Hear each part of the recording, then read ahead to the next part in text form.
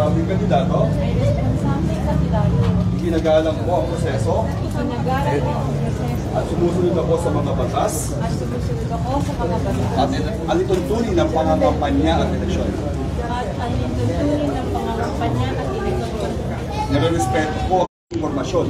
At lalong hindi ako magpapalaganap ng maling informasyon. Na makakalason sa isip ng mga mamamayan. Na makakalason sa isip ng mga mamamayan. At magpapahina sa kanilang tiwala. At magpapahina sa kanilang tiwala. Sa proseso ng halalan. Sa proseso ng halalan. Hindi ako gagamit ng dahas at pananakot.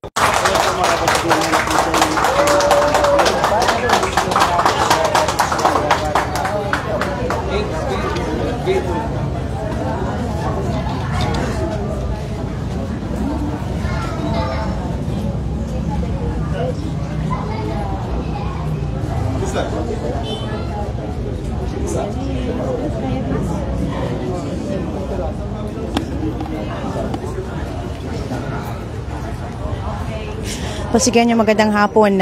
Ang kandidatong si Sara Diskaya ay nandito ngayon sa Comelec Pasig.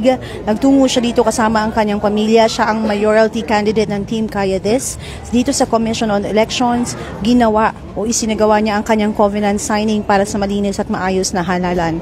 Hindi siya nakadalo kaninang umaga sa Santa Clara de Montefalco dahil umano sa masama ang pakiramdam niya. At pinilit niya ngayong hapon na magtungo rito upang maipakita nga yung kanyang pakikiisa naman dito sa covenant signing.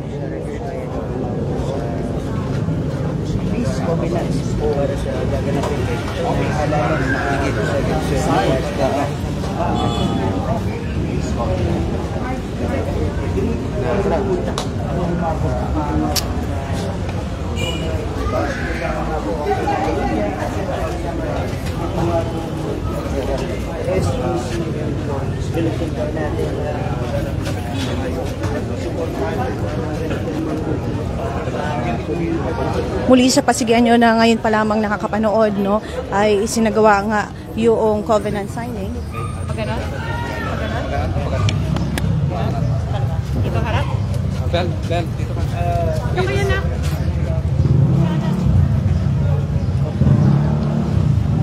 Dito ka na, ayan. Dito ka. Matagal ko nang gusto yun magkaroon ng peace treaty or para sa mapayapang eleksyon. Yan. So, at kung masama ako, medyo nagiging okay na siya. So, siguro, hopefully, no, tomorrow makalabas na ako na umikot. Yan. Nyo kasi hindi ako nagbabasa ng social media ngayon kasi una-una talagang sa sobrang pagod. Siguro kaya nagka-flu ako. So, yun, hindi ko kayo ma-entertain pero happy lang tayo. Yan. Message po para din sa mga taga-suporta na nagtulong kanina sa Santa Clara. Oo, sa mga supporters ni Ate Sara at sa Team Kaya This, maraming salamat po. Nako, sobrang overwhelming na ang daming tao na pumunta kanina para lang mapakita yung suporta at pagmamahal sa Team Kaya This.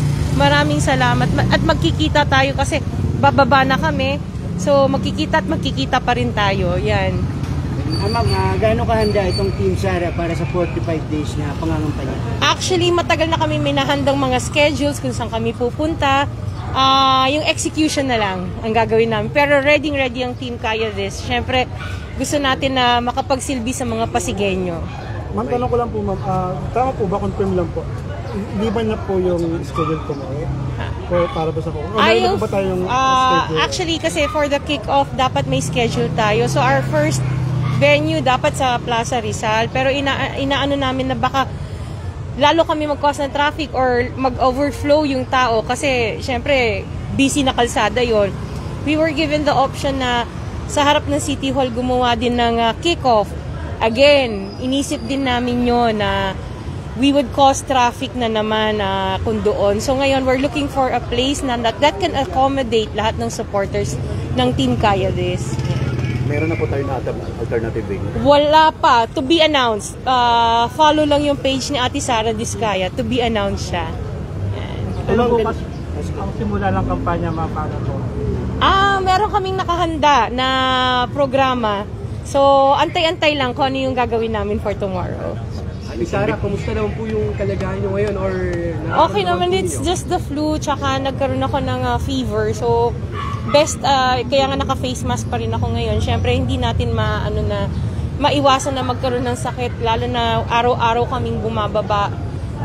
So ngayon, ayun, medyo okay na. So pwede po nating anyayahan yung mga supporters natin na magpunta bukas? Yes, abangan nyo kami, to be announced kung saan kami tomorrow. Basta iikot at iikot kami. Yan.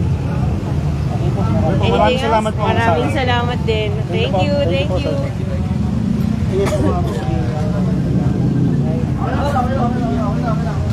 At yan nga po yung naging mensahe ni Sara Diskaya, kasama niya ang kanyang asawa na si Curly Diskaya at ang ilang pang mga miyembro ng kanilang mga pamilya, yung kanyang mga anak. At sa naging panayam sa kanya, binanggit nga niya na siya ay medyo sumama ang pakiramdam dahil na rin sa dami ng kanyang ginagawa.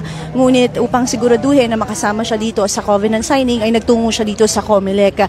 At sinabi naman niya na nakahanda na para sa 45 days na campaign period ang grupo ng Team Kaya This.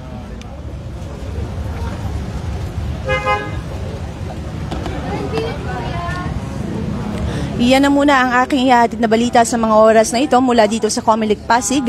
Ako si Luan Peñano para sa latest ng iNews Pasig.